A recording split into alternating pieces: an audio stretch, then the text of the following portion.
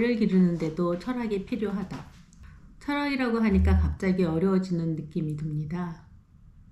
하지만 제가 이야기하려는 철학을 생각이라고 하면 어떨까요? 생각 중에서도 특히 중심이 있는 생각을 그렇게 표현했다고 말입니다. 엄마는 아이들을 키우면서 그때그때 대처해야 할 상황들이 참 많은 것 같습니다. 엄마들을 만나면 이럴 때는 또 저럴 때는 어떻게 해야 하는지에 대한 질문을 많이 받습니다. 예를 들어 이렇습니다. 아이가 거짓말을 하는데 어떻게 하지요? 우리 애는 너무 잘 울어서 감당이 안 돼요. 어쩌죠? 아이가 학교에서 왕따를 당하는가 봐요. 어쩌면 좋아요? 이뿐이 아닙니다. 아이가 말을 잘 듣는다거나 자기 방문을 잠그려 할 수도 있습니다. 혹은 공부보다는 아이의 인성을 위해 여유롭게 키우고 싶지만 이웃집 아이들과 비교가 될 때는 마냥 뒤처지는 것 같아 그냥 보고 있지 못하겠다는 엄마도 있죠. 그때마다 드는 생각이 있습니다. 엄마는 도대체 어떤 생각과 어떤 태도로 아이들을 대해야 할까? 라는 물음입니다. 이런 생각을 거듭하던 중에 엄마에게는 아이를 대하는 각자 나름의 원칙과 기준이 있어야 한다는 것을 알게 되었습니다. 그런데 어떤 기준과 원칙이 있어야 우리 아이들을 잘 키워낼까요? 그것이 바로 자녀 교육의 철학이라 할 수 있습니다. 나는 아이를 어떻게 기르고 싶은 걸까? 요전에 만난 한 어머니는 아이 양육 매뉴얼이라도 있었으면 좋겠다며 한숨을 내쉬었습니다. 그러게요. 그런 매뉴얼이 있다면 저를 비롯한 많은 엄마들이 그리 좌절하지도 후회하지도 자책하지도 않고 아이들을 그나마 쉽게 키울 수 있겠지요. 어려움에 처할 때마다 매뉴얼에서 답을 찾아 대처하면 될 테니까요. 한편으로는 얼마나 답답하면 그렇게 말씀하실까 싶기도 합니다. 아이를 키우는 일은 세상 그 어느 엄마에게도 어렵고 난해합니다. 오래전 어느 심리학도 교수님과 세미나 부리에서 나눈 이야기가 참으로 인상 깊습니다. 그 교수님은 상담 심리학을 가르치고 또 직접 심리 상담을 해주기도 하시는데 당신 자식만큼은 도무지 마음대로 안 되더라는 말씀을 하셨습니다. 이렇듯 현장에서 활동하는 전문가들조차 쉽지 않은 게 자녀 교육입니다. 그러니 아이들 때문에 고민하고 힘들어하는 어머니들이 있다면 행여 스스로에게 너무 자책하지 않기를 바랍니다. 그렇다면 우리 아이들을 어떻게 키우는 게 옳은 방법일까요? 이 같은 생각을 하나하나 쌓는 게 철학을 만들어가는 과정이라고 할 수 있습니다. 자녀 양육 철학인 것이죠. 예를 하나 들어보겠습니다. 아이를 잘 키우고 싶다는 양육 목적이 있습니다. 아마도 대다수 부모님들이 이런 생각을 할 테지요. 실제로 제가 만난 많은 엄마들도 심리검사에서 하나같이 그 같은 바람을 드러내십니다. 나의 가장 큰 바람은 아이들이 잘 자라는 것이다. 나의 가장 큰 목표는 아이들을 잘 키우는 것이다. 다른 무엇보다 아이들을 잘 키우고 잘 자라는 게 가장 큰 소망이라는 것이죠. 그런데 잘 키운다는 것, 잘 자란다는 게 어떤 의미일까요? 하고 물어보면 그냥 잘이요. 이 다음에 어떤 걱정 없이 잘 사는 거요. 라고 하시지 구체적으로 어떤 모습이나 상황을 떠올리지는 못하십니다. 왜 그럴까요? 이와 관련해 다른 생각을 한번 해보겠습니다. 다들 평소에 여행을 가고 싶다는 이야기를 많이 합니다. 그런데 막상 어디로 가고 싶으냐고 물어보면 바로 대답을 못하는 경우가 많습니다. 그렇다면 이 여행의 실현 가능성은 어떻게 될까요? 무언가를 실현하게끔 하려면 구체적인 목적과 그에 맞는 방법이 있어야 할 것입니다. 어디로, 언제, 어떻게, 그리고 어떤 목적으로 가는지를 분명하게 인식하고 또 그에 따라 계획을 착착 준비한다면 여행도 그만큼 빨라지는 법이지요.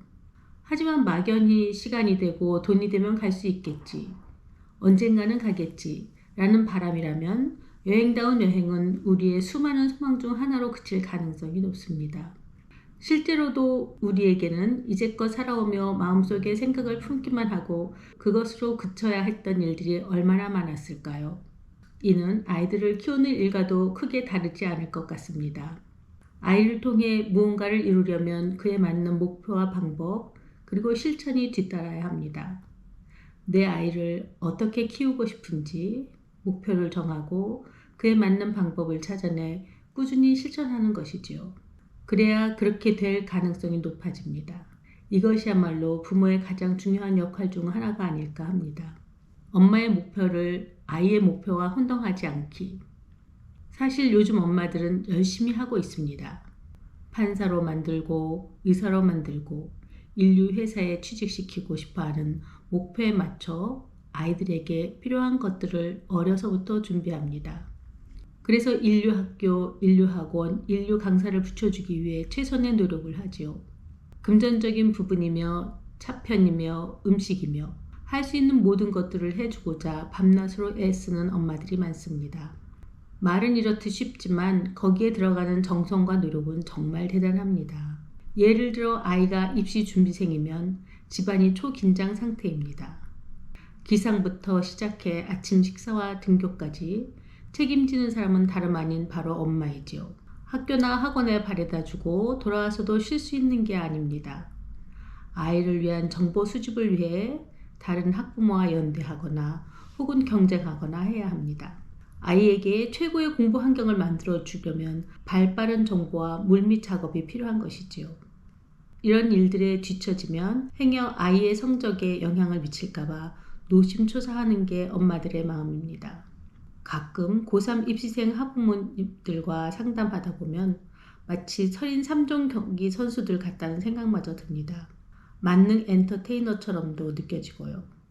이렇게 아이를 위해 온갖 힘든 일을 마다하지 않는데 정작 아이가 엄마의 목표에 부합하지 않는 행동을 한다면 어떤 마음이 들까요? 제가 조금 과한 일을 소개할 것 같지만 실제로는 이보다 더한 노력을 하는 분들도 드물지 않습니다. 최상의 목표에 맞춘 최선의 방법이니 적어도 아이를 위해서만큼은 그것이 옳은 길일지도 모르겠습니다. 하지만 여기에는 엄마들이 흔히 간과하는 게 있습니다. 엄마 자신의 바람, 욕구만 목표에 넣었지 아이의 바람을 배려하지 않았다는 점입니다. 엄마가 바라는 것이 꼭 아이의 바람, 욕구가 아닐 수도 있습니다.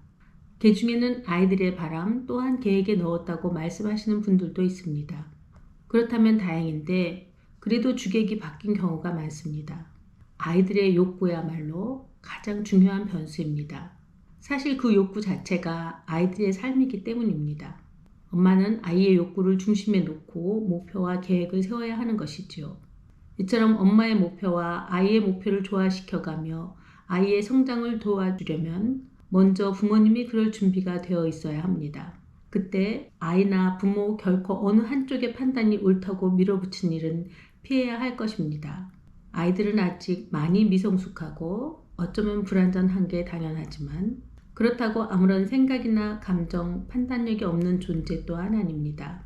그 같은 마음 상태를 잘 헤아려 엄마는 아이의 손을 잡고 이끌어야 합니다. 엄마와 아이가 목표를 향해 함께 나아가며 실천할 때 성과는 머지않아 나타날 것입니다. 그 같은 변화는 바로 아이의 달라진 모습과 엄마 본인의 달라진 마음으로 확인할 수 있습니다. 아이에 대한 믿음이 있고 가야 할 길이 분명하면 엄마의 마음도 초조하지 않습니다.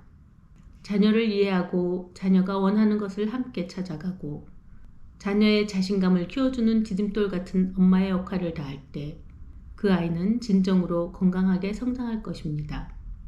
아이 또한 스스로의 내적 동기에 힘입어 노력을 이어나갈 테지요. 곁에서 힘이 되어주는 엄마와 자신이 원하는 길을 올곧게 나아가는 아이라면 참 행복할 것 같습니다.